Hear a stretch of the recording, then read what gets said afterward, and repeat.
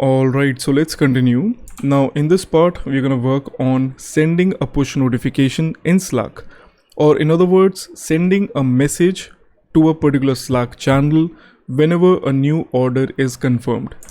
So the very first thing that we have to do is to get to slack.com, and then you need to first create an account if you don't already have one. Now the other thing is, you don't need to have any prior experience of Slack. You just need to know what it is. It's a messaging app. It's a messenger which is widely used by teams all over the world. So I'm gonna first sign in. Let me just do that over here. So I just signed in using Google, and I already created a workplace. Now again, you don't need to know what all these things are, like what these terms stand for. So over here we got a workspace, and within this we got a couple of channels right over here on the left side. Let me just zoom in so that you can actually see what it is. So over here we got the channels. Now the thing is that these channels, you can actually, it speaks for itself. These channels are kind of separate channels, and you can have conversation in them, like that's the typical usage. But in our case, the way that we're going to make use of them is that we're going to have a channel. Let's actually create one right now, and let's name it as new orders in such a way. Now this thing, it's gonna be the place where we will be sending the message. So let's just create one. Let's create this channel automatically. No, we do not want to do that, and I'm gonna skip this thing for now. Now that we have the channel, we need to get to the technical part, which is to how exactly can we add message to this particular channel, but from our server. That's what we are aiming to do. So for that, we need to create an app. First of all, we need to create a Slack app. Only then we'll be able to communicate. We'll be able to use the APIs, we'll be able to use the APIs to send message to this Slack channel. So for that, firstly, clicking on the workspace, we can get to the settings and administration, where we're gonna find manage apps. So clicking over here, we'll be landed to a page where we're gonna find a place where we can install apps. So at the moment we do not really have one, so let's just build a new app. Let's create an app. So the one that we're going to create is from scratch. We don't need to use any sort of template or anything. So let's just give it a name. I'm going to name it as G Sheet Bookstore, and the workspace. Now make sure that you select the right one. So in this case, it's G Sheet Bookstore. Let's create the app. So now that we have created it, we can actually make use of the APIs and all the features that it provides, that we can make use of by this app. So now what we need to do over here, we're gonna find the incoming webhooks. So this is actually the webhook to which we will be making a request, and we're gonna send off the message which will be added to this particular channel. As simple as that. So over here, let's first turn it up, and now we're gonna find the sample request. But before that, we need to create a new webhook. Let's do that. So over here, it's asking that this app that we just created is requesting permission to access our workspace, which we have to provide like the access to. So over here, we want this channel to post to as an app. It requires a channel to post to. So for that, we're gonna select new orders in this case. Let's do it. Let's give it the access. And now that we have done it, it is pretty simple. Over here, we have the webhook. I'm gonna copy it to the clipboard. And as per the sample, we can see that we have to pass the text as the value of the text field. That's what we have to do. So let's do that. Let's give it a shot.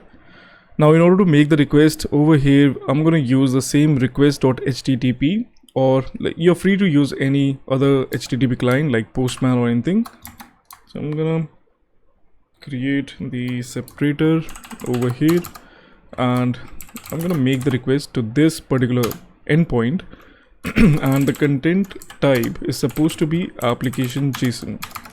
So over here only one field of text, and let's send the text of this is coming from the server, something like this. So let's actually make the request. Boom, the response is okay, and now we should be getting the message.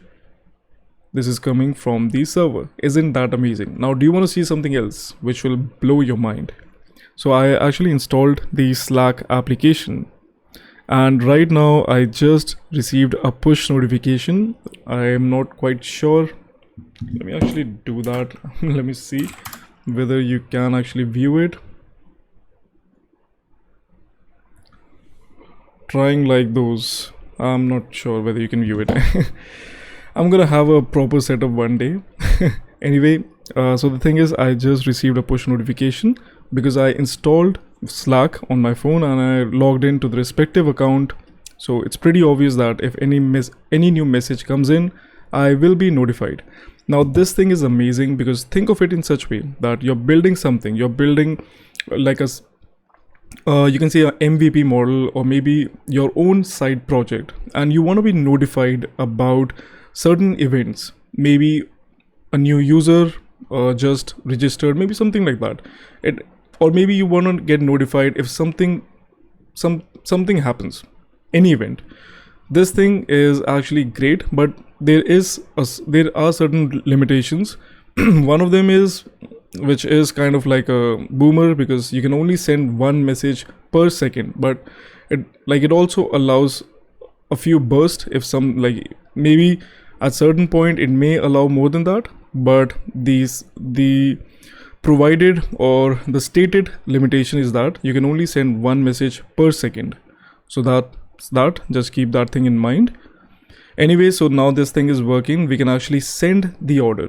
Now initially I was thinking that maybe just sending a message like new order would be fine, because if we get the message, which I just again received a push notification. Anyway, so the thing is that if we get this thing, we can quickly jump onto the Google Sheet and we can see that like what's the new order. Like we can see the details right over here, but I guess maybe we can actually send the entire message. Like we do have the option, we have the data right over here. If you remember, we have the entire data right over here, so why not? So let's actually do that. I'm gonna import. So we need to make a post request, so I'm gonna import Axios. Let's do that real quick, and right over here I'm gonna await this request, Axios.post, and this is gonna be the endpoint, which is this particular one that I copied, this entire thing. Now feel free to move this thing to an environment variable if you want, but in this case I'm just gonna add it right over here. So over here we have to pass down text, which is actually the data, and we have to pass down the entire thing. One second. So we got the time, full name, email. Now one other thing, just sharing what I know. So Slack has a great provision of actually structuring the message template, as in you can actually structure the way that you want the message to be, and I guess it is called media kit, something like kit, block kit, I guess. Let's actually look up kit. It should be somewhere around here. I'm gonna search it up. Block kit, yeah, that's what it is. So it actually allows you to build the layout of the message, which is pretty great. I'm gonna give you a glimpse of it so that You can figure the rest of it by yourself if you wanna go in that direction. 1 second. I guess that's what it is. I'm just gonna see. Yep. Okay, so this is the thing that I was referring to. Like, you can construct the template, the layout of the message. So I'm just gonna send this thing in order for you to actually see what I'm trying to say. Over here, let's send it to the new orders, and boom, there it is, as you can see.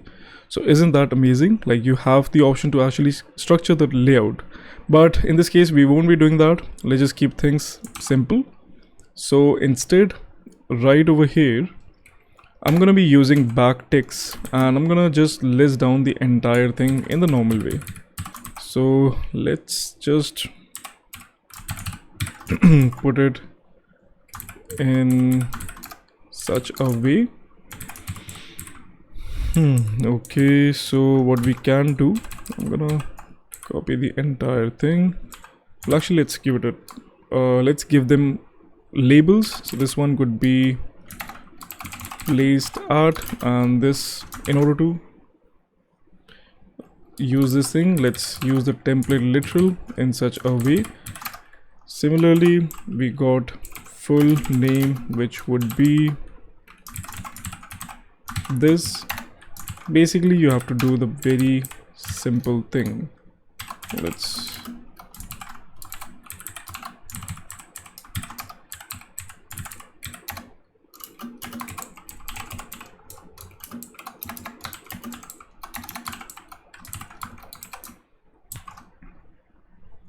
one second.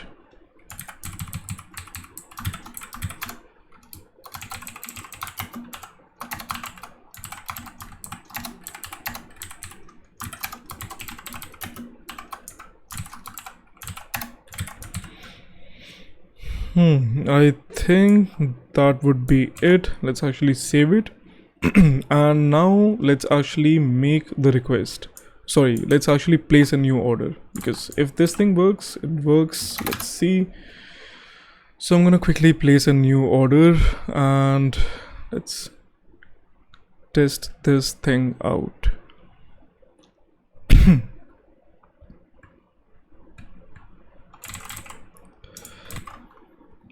So over here, order has been placed. Let's check the database. We should be having the document.